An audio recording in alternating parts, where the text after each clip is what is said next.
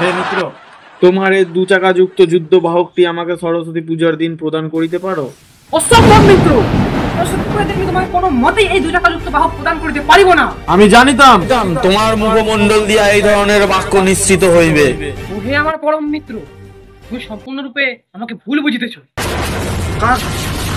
থাক মিত্র থাক, তোমাকে আর আমাকে বোঝাইতে হইবে না। আজ আমার কাছে 2 চাকা যুক্ত বাহক নাই বলিয়া তুমি আমাকে তিরস্কার করিতেছ।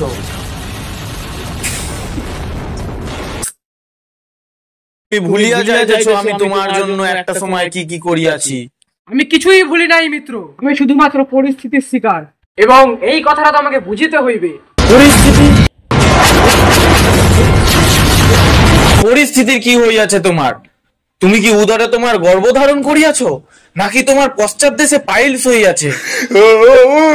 আমি শুধু সরস্বতী পুজোর দিন কয়েক প্রহরের জন্য এই তোমার 2 চাকা যুক্ত বাহকটি চাইয়াছিলাম। তাহা কেন?